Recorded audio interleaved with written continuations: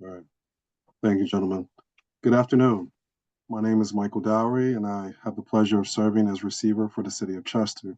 Today is Tuesday, January 14th, 2025, and we are here today for the Municipal Financial Recovery and Advisory Committee meeting, MFRAC for short. I'd like to welcome everyone to 2025. We do have a presentation here today, but we're going to work our way through the agenda. Mr. Dill, thank you for circulating that. First, before we do that, I want to acknowledge who we do have here on the screen with us. On behalf of the City of Chester, we have Mayor Roots, and on behalf of the Governor's Office and the Department of Community and Economic Development, we have Deputy Director, Mr. Andrew Sheep. And on behalf of Delaware County Council, we are joined by Ms. Kelly Diaz. Good afternoon. Good afternoon. Good afternoon. And as always, assisted by Chief of Staff, Mr. Kapoor, and Executive Assistant, Mr. Cody Dill. Before we get into the presentation today that Mr. Kapoor put together for us, let's talk about any public comment received. Mr. Dill, would you like to address that? Sure. Good afternoon, everyone. So since the last meeting, we have received one public comment. It was a Save CWA campaign email that was forwarded to the committee. Other than that, there was nothing else addressed to the MFRAC committee since our last meeting. So would just like to, again, encourage the public to reach out to us. The best way to do so is through our email address. It's info@chesterreceivership.com. Again, that's info@chesterreceivership.com. Thank you, Mr. Dill. And last item, before we jump into the presentation, are there any comments of the committee, any topics that you would like to address? Well, hearing none, I will now turn the floor over to Mr. Kapoor.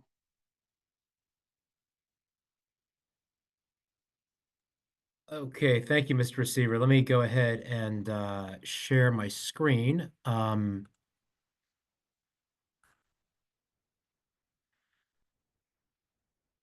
Is everyone's able to see it, I take it? All right, great. Well, good afternoon, everyone, to members of the committee and the public as well. My name is Vijay Kapoor. I serve as the Chief of Staff to the Receiver for the City of Chester. What I have for you today is an update on the city's condition. It's somewhat of a brief, I would say, high-level update as we stand at the end of 2024 and as we're going into 2025. We're going to talk a little bit today about the status of three key city financial issues, where we are in the monetization mediations, some status of some key litigation that is going on, the status of the water asset procurement process, as well as some of the I'll refer to like key operational issues that the city and the receiver need to address in 2025. 2025 is going to be a very important year for the city. We expect, hopefully some clarity from some of the cases, some of the litigation that is going on that will impact what the city's paths forward may be.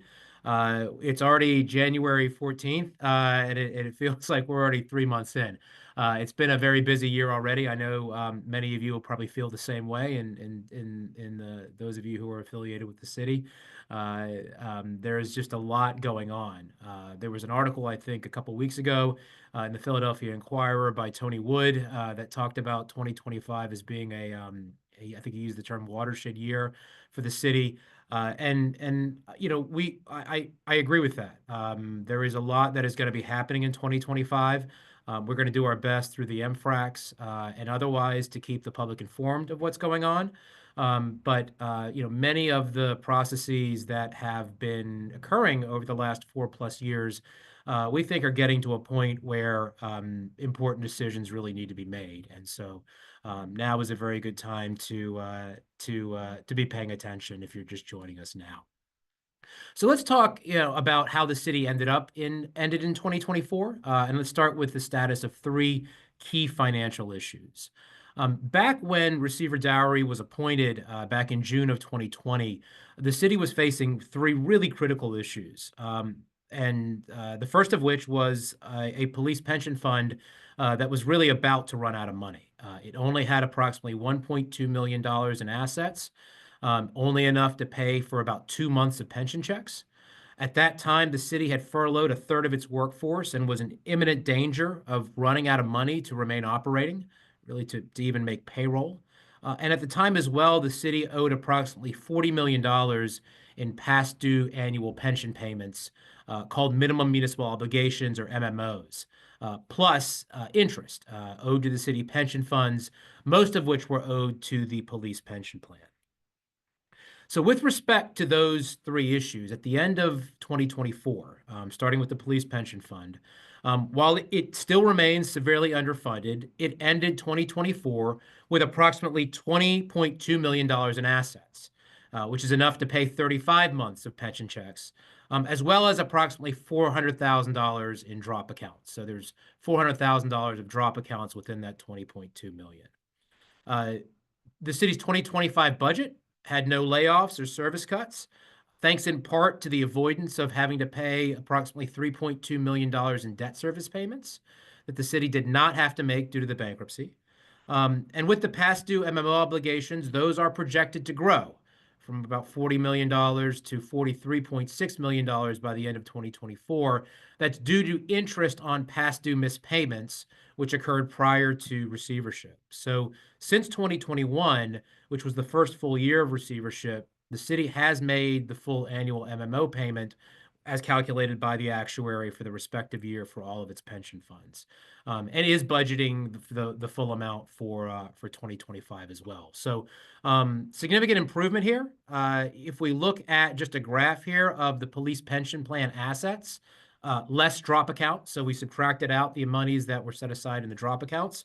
From December of 2020 to December of 2024, back where we were at 1.5 million in December of 2020, to where we are right now at $19.8 million. Again, assets less drop accounts. That's a significant improvement. And again, we're not out of the woods yet. We got a long way to go. But I think this is one of the key indicators of some of the improvements that have been made over the last 4+ years, as well as others. At the end of the year, at the end of every year, I know I think we do it sometimes individually. We take stock of kind of where we are, where things are going. We did the same at the end of 2024 here in the city of Chester. So other notable accomplishments that were done during receivership: employees have received 3% wage increases for all years. As all of you know, inflation has been high over the past couple of years, and the receiver felt that it was important to ensure that employees were receiving good wage increases. And those were provided to unionized employees as well, even after their collective bargaining agreements expired, despite not coming to terms on a full contract. So the point of that is typically what happens when a contract is expired, collective bargaining agreement is expired, employees typically do not receive wage increases. Things remain in the status quo. That has not happened here for the Teamsters, the police, or the fire unions. The other notable accomplishments is an onerous parking contract has been voided. We have been able to clarify the chain of command and hired professionals for key roles, properly implemented the distressed pension EIT, have not had to have not raised property taxes, discovered the improper police pension calculation, and we required the pension board to address it. With the agreement and with the assistance of the FOP, implemented a 12-hour police patrol shift, which addressed some of the manpower issues that we were facing in the police department. We've moved many retirees onto the less expensive retiree medical plan. And there have been capital improvements, including improvements to playgrounds. So the city staff, the receivers team, have been working very hard over the past couple of years to improve the quality of life to Chester residents, to try and fulfill our obligations as best we can to our employees and retirees. That's pretty significant, again, for a city that was literally on the verge of running out of money only a couple of years ago. So let's talk about the status of key litigation. There are a couple of very important litigation matters that are continuing to move through the courts. One of probably the most important one, if I can say this, is the appeal before the Pennsylvania Supreme Court of the Commonwealth Court's ruling that the city owns the Chester Water Authority. This matter is extremely important because the city's water assets are by far its most valuable asset. And if it loses this case and cannot monetize the CWA, that's going to place a significant amount of pressure on the city to require more significant concessions from its creditors. We are still awaiting the Supreme Court to list the matter for oral argument. That is up to the court. Maybe it happens in spring of 2025. Maybe it happens later. Again, that is completely up to the court. But we have requested that, and as has CWA. And even after oral argument, there's no deadline for the court to rule after oral argument. That all remains within the court's discretion. For those of you who have an interest in this and may recall, I think a history of CWA's board governance. We did an MFRAC back in September of 2024 on who owns the CWA. Those of you who may be interested who haven't seen that, strongly suggest that you check that out. In terms of another key case that's going through the courts, is the bondholder appeal before the federal Third Circuit Court of Appeals. So this matter involves whether certain city debt is considered secured, which means that the city casino and incinerator revenues must first go to make debt payments, or whether it's unsecured. The bankruptcy court ruled in the city's favor, but the bondholders appealed.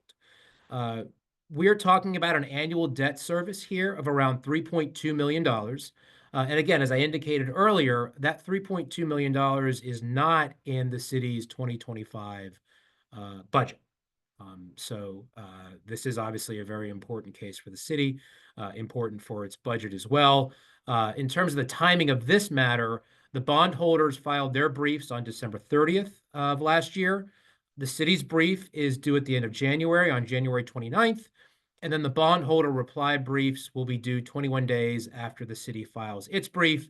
And then it'll be up to the Third Circuit whether it decides to list the matter for oral argument or whether it just decides to issue an opinion on the briefs. So again, that's kind of what we're looking at in terms of the timing of that matter. So to talk a little bit about where we are with respect to the monetization mediations, and again, I want to be very clear here. Under the bankruptcy rules, we cannot talk about what is going on, what's being said at the mediations. That is considered confidential. However, we can tell you with respect to the Chester Water Authority's mediation talks that the CWA has broken off mediation talks with the receiver over monetization. On September 25th of last year, CWA also filed a motion for relief from stay with the bankruptcy court seeking to restart the appeal before the Pennsylvania State Supreme Court of the Commonwealth Court's ruling that the city owns the CWA. Want to be very clear here that the receiver remains willing and able and hopeful to restart good faith mediations with the CWA. But at this moment, it's out of our hands to restart those talks. We absolutely remain willing to restart good faith discussions with the Chester Water Authority. With respect to Delcora, the mediation continues with Delcora over the city's reversionary interest in its sewer assets. With respect to the water asset procurement process, because the city cannot wait indefinitely to see if mediation is successful, particularly in light of the fact that one of the entities has broken off mediation talks, the city is moving forward with a procurement process for its water assets.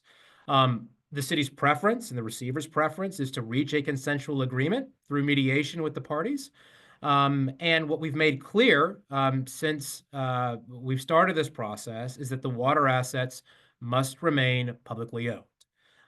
As many of you may remember, given the complexity of the procurement, we have decided to break the procurement up into two stages. The first stage, which will actually be concluding tomorrow, is the request for qualifications. And then the second stage is the request for bids. So with respect to our paramount objectives through the water asset procurement process, In addition to the requirement that the water assets remain publicly owned, and obviously the financial compensation for the city, the following objectives are also paramount in the city's consideration for any sale, lease, or other form of monetization involving the water assets. And that is maintaining affordable rates for all ratepayers, preserving public sector employment opportunities, preserving public access to and the use of the Octorara Reservoir, cost-effective capital reinvestment, enhancing service to customers by improving access to capital, and boosting operational efficiency. Again, we've heard many of those same concerns expressed by many individuals who have emailed us. We think we have addressed many of the concerns that have been sent our way. And again, we remain hopeful that hopefully through the mediation process, we can reach a consensus. And again, if we cannot, we're going to continue to move forward with the water asset procurement process. We're continuing to move forward with that. With respect to the RFQ timeline, as I noted a little earlier, tomorrow, January 15th, is the deadline for the RFQ qualification submission. On February 12th, we plan to notify the prospective proposers whether or not they have qualified. And then later this year, we will provide more information on the RFB process.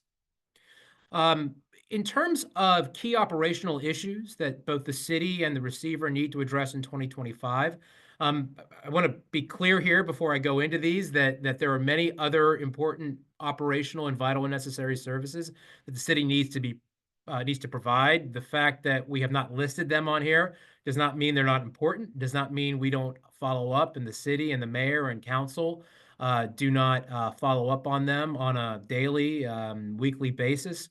But I wanted to kind of call out just several here that are of particular importance to us as we go into 2025. The first of which is audit completion. The city's audit, unfortunately, the city's last completed audit is from 2020. We are close to finalize or getting close to 2021. Work is being done on other years as well, but that is something that we are trying to make a priority of in 2024 to try and get as much progress as we can make on getting those audits completed. The second area, operationally speaking, is within the licenses and inspections. Here we're talking about code enforcement, we're talking about building permit, we're talking about inspections here. This is a key service that the city provides, in particular as it relates to public safety and making sure that housing stock and rentals and other properties in the city that are up to code, and that clearly impacts that nuisances are abated, that they're investigated, and that they're addressed. We do have a pretty significant backlog in terms of complaints that are filed, in terms of inspections that need to be completed, in terms of our rental registry, and in terms of some of our building code services.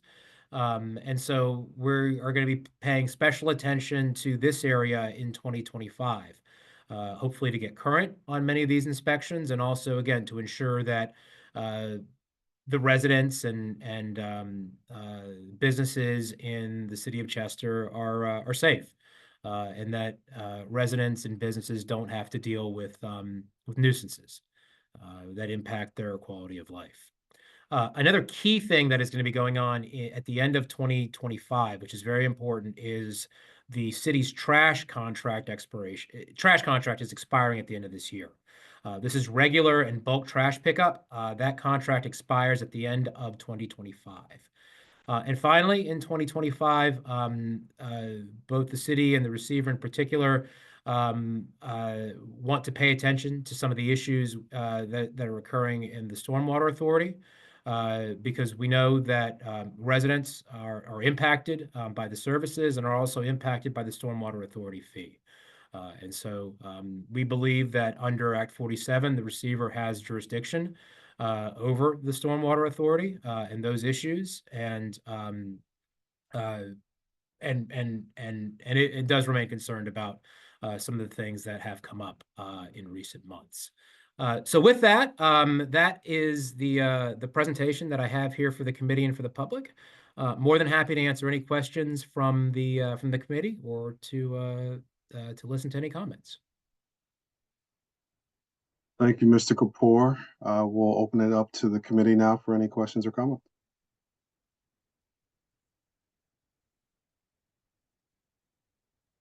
Let's not all speak at once. Well, I'll thank you for your presentation today, Mr. Kapoor. As you've laid out, we've accomplished a few things, but we still have quite a ways to go here. And 2025 is setting up to be a very pivotal year. Hopefully I said that right. But if there are no questions or comments from the committee, we will wrap up here and reconvene in 2 weeks on the 28th. I'd like to thank everyone for your time. The next MFRAC meeting will be January 28th at 1 p.m. Thank you. Have a good day.